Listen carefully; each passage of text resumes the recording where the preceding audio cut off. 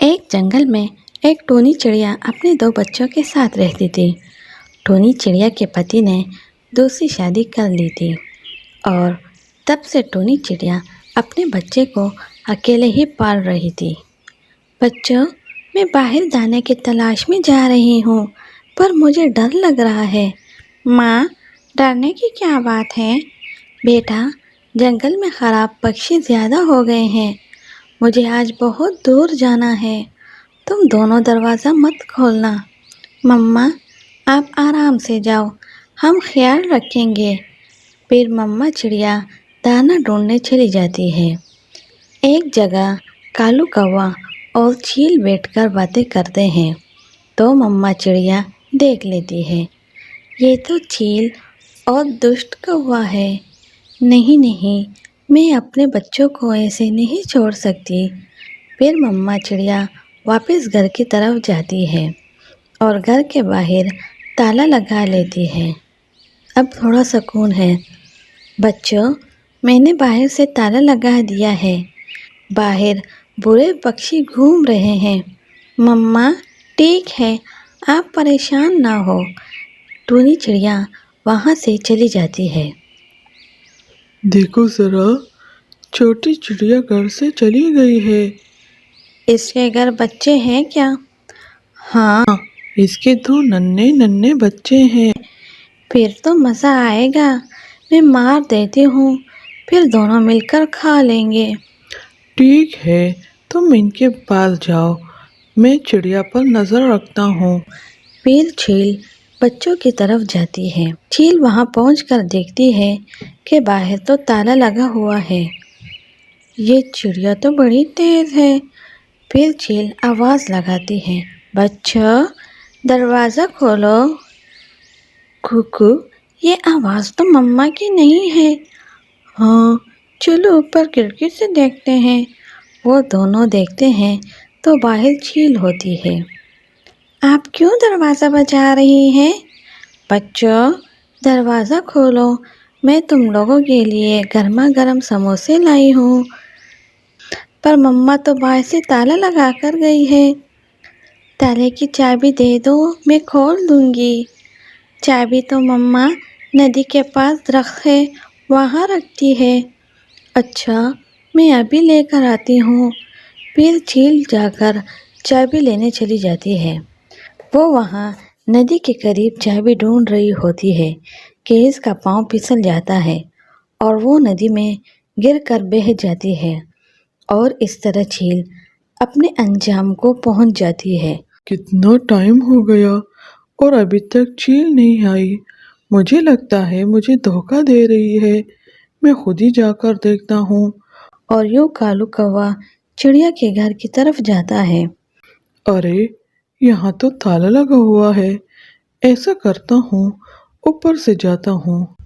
بچے پہلے سے ہی خبردار ہوتے ہیں اور جیسے کوا اوپر چڑھتا ہے تو بچے بڑا سا پتھر کھڑکی سے کوے کو مارتے ہیں، جس سے کوے کا پھنگ زخمی ہو جاتا ہے اور وہ روتا ہوا وہاں سے بھاگ جاتا ہے۔ ادھر کبوتر مما چڑیا کو کہتا ہے، ٹونی بہن، میں نے خطرناک چیل کو تمہارے گھر کی طرف جاتے ہوئے دیکھا ہے اور پھر کالو بھی اس کے پیچھے گیا تھا۔ یہ سن کر ٹونی چڑیا پریشان ہو جاتی ہے۔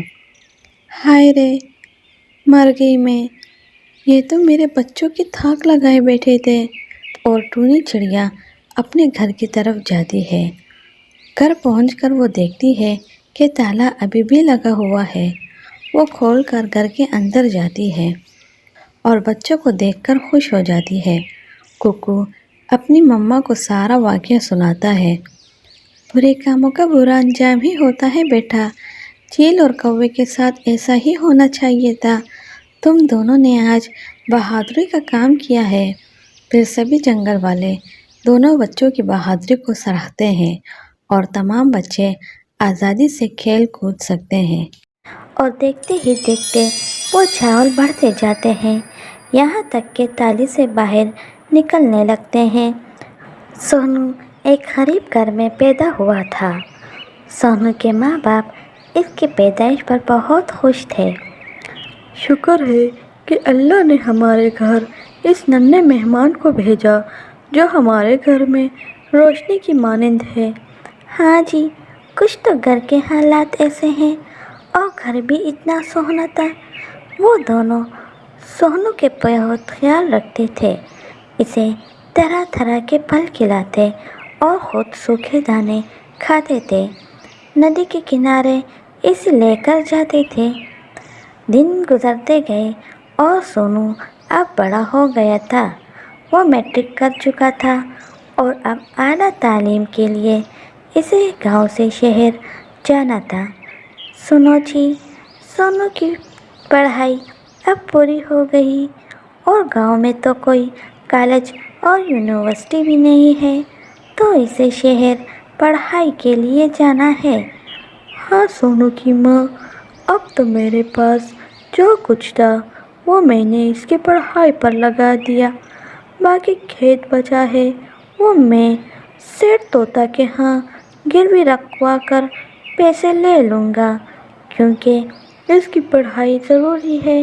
और यूँ टूना अपना खेत सेठ तोता के पास गिरवी रखवा देता है और बदले में पैसे लेकर अपने बेटे को शहर भेज देता है। वक्त गुजरता है और सोनू पढ़ाई पूरी करके आला अफसर बन जाता है। एक दिन सोनू अपने माँ बाप को फ़ोन करता है। पापा, मुझे यहाँ एक चिड़िया पसंद आई है और मैंने इससे शादी कर ली है। बेटा, ये तो अच्छी बात है, पर हमें तो खबर कर देते, हमारे भी कुछ अरमान थे। पापा, ये मेरी ज़िंदगी है और मैं अपनी मर्ज़ी से अपनी ज़िंदगी गुजारना चाहता हूँ। और हाँ, अब मेरे पास मज़ीद पैसे नहीं कि मैं गांव बैठ सकूं। आप लोग अपना बंदोबस्त खुद करें। ये बातें सुनकर सोनू की माँ रोती है। हमने सब कुछ लुटा कर अपने बेटे को पढ़ाया कि हमारे दिन फिर जाए, पर हमें तो कुछ हासिल नहीं हुआ। अब हम क्या करेंगे? वो तो मुझे भी नहीं पता कि आगे क्या होगा। वो खेत गिरवी रखा है, अब तो तोता सेठ इस पर काम भी नहीं करने देगा। चलो, कोई ना कोई बंदोबस्त हो जाएगा। मैं जाता हूँ तोता सेठ के पास। और यूँ टूना तोता सेठ के पास जाता है और अपना सारा किस्सा सुना देता है। देख टूना, खेत पर तो तुम काम नहीं कर सकते, पहले मेरे पूरे पैसे मुझे लौटा दो, इसके बाद अपना खेत वापस ले लो। टूना उदास होकर वहाँ से वापस आ जाता है। क्या हुआ जी, आप उदास लग रहे हो? हाँ, उदास तो हूँ। तोता सेठ ने साफ इनकार कर दिया। अब इस बुढ़ापे में मुझसे कोई काम नहीं होता। कुछ तो करना पड़ेगा, और वरना हम क्या खाएंगे? मैं जंगल में लकड़ी तोड़ता हूँ, वो ही बेचकर एक दो पैसे कमा लूँगा।